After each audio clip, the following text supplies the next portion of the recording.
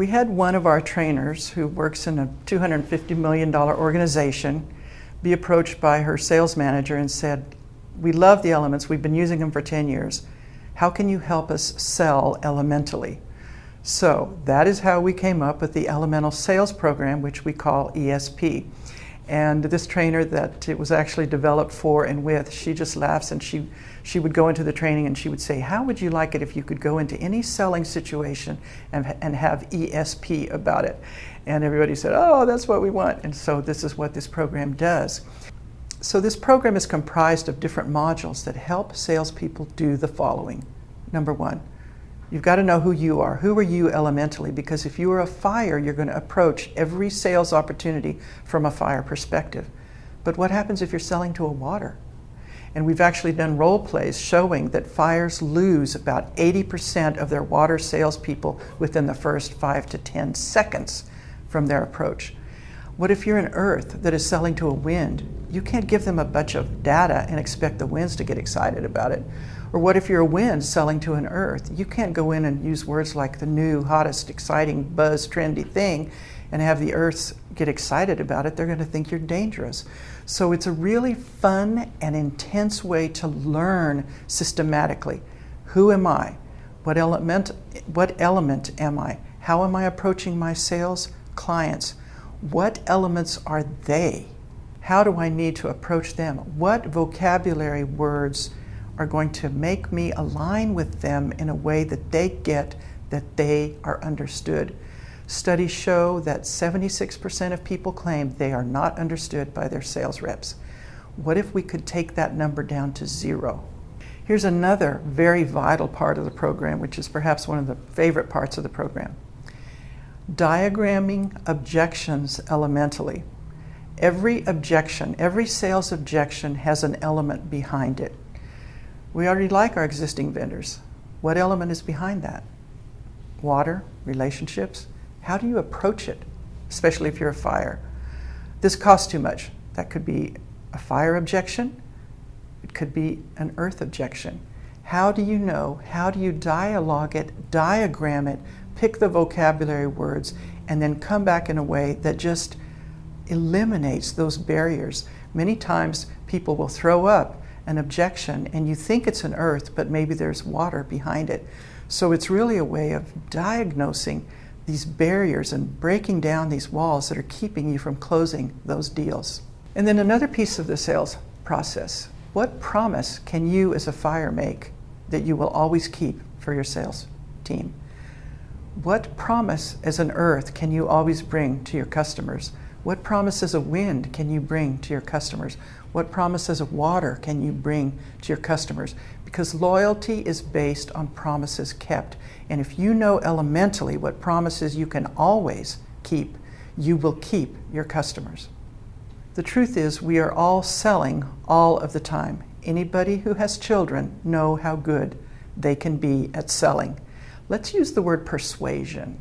How good are you at persuading people to get the results that you want? And I'm going to share a story now that's a true story from one of my friends. She had been trying to get her husband to build a patio for 3 years. Now, her husband is a wind and she is an earth. She had pictures of the patio. She had diagrams of the patio. She had laid out in her mind where every paving stone would be. And this is how she was trying to get her wind husband to build the patio. "Bill, when are you going to finish the patio?" Now, when you look at that from a wind perspective, look at all the earth words that are going on there. When is a deadline. You puts it all on him. Build, that's very much an earth word. And a patio, what is a patio to a wind? It's a bunch of dead earth. So there was very little excitement there for Bill. So she went through the training, and I got an email from her recently, and she said, "I've got to tell you what happened." She said, "I realized I'd been totally using the wrong approach. So this is what I did." They live out on a farm, and she said, "Honey," it was Saturday morning, she said, "Honey, let's just get in a truck and drive." She said, he jumped out of bed so fast, they put their boots on, they drove into town. And she said, let's go by Carlos and Mickey's and have lunch. His favorite restaurant. They drove in, sat down, had maybe a margarita with an enchilada or two. He's feeling good, so they get in the truck and he says, "Honey, what do you want to do?" She said, "Honey, let's just swing by Home Depot and see what's going on." So they pull up in the truck, get out. She said, let's just meander back to the back and see. Oh, look, they're having a sale on paving stones. Let's just get some, toss them in the back of the truck. He says, okay, how many do we need? She said, 436 of them. So they toss them in the back of the truck. They're driving back to town. He's still feeling good, right? And she says, let's have a party this weekend and get our friends to come over and put their names on each one of those stones. She said he got on the phone. He was calling up his friends. Those people came over. She had already laid out the grid. They got their names on them. They got the stones put in the grid patterns, and she got her patio that weekend. Now, it was elemental. His resistance was elemental. She was using earth words. The minute she started thinking like a wind and using wind words, wind activities, he got behind the project, right? Let's swing by, let's toss, let's go, let's just be spontaneous, let's drive, let's have a party, let's get people over to help. Boom, she got the project done. Nobody was harmed in this process.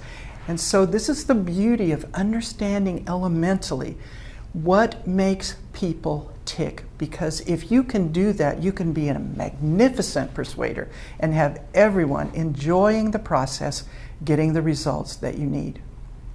I had an advertising agency for 15 years before I started writing books, and I was always amazed at how much money people would spend on advertising to attract customers and how much they would lose and not measure by customers walking out the door. And so I've really thought a lot about customer care. And as I was preparing for this segment, I did some research and I learned that, without naming names, the second largest college in our country has a graduation rate of 18%. That means that this college, and you see advertising for it everywhere, is spending millions of dollars attracting customers, of which 8 out of 10 will leave before they get the final product. This is heartbreaking. It's serious because a lot of money goes into this process. They're not alone. The attrition rate of customers is terrible because what happens is the fires, let's look at it elementally, the fires like to see the name on stadiums, or they like to see the billboards, and they like to see the name splashed everywhere. But earth and water, who wants to think about who's really tending to those people behind the scenes? Not so much fun, not so achievement oriented. But this is where the pedal hits the metal. This is where you make or break your company. Not only how many customers you can keep, this is what can make or break your company. Not only how many customers you can attract, but how many customers you keep. One of our trainers recently implemented the elemental training within her customer care program, and she found that the customer retention rate was 65%. It increased up to 65%. That's huge in the number of dollars. And why would it work elementally? Well, imagine, let's say you're in a hospital and you have a fire patient who was always demanding attention, and wants things a certain way, and you have a water nurse who maybe doesn't want to go see Mr. Smith in room C12 because he's always yelling at her. Or in any setting, what if we've done it, people are using it for roommate matching services. People are using it for missionary matching purposes. One of my first clients was a paving company in Tennessee, and he said he was finding that there were certain teams of 2 that were just not getting the results that he wanted. When he started changing them elementally, they started getting that consistent performance, keeping the customer happy. So this goes very deep, and customer care is really about learning how to care for identify them elementally, figure out what they need and value elementally, and then going deeper with how can you adapt and provide the care that they want and need in order to stay loyal.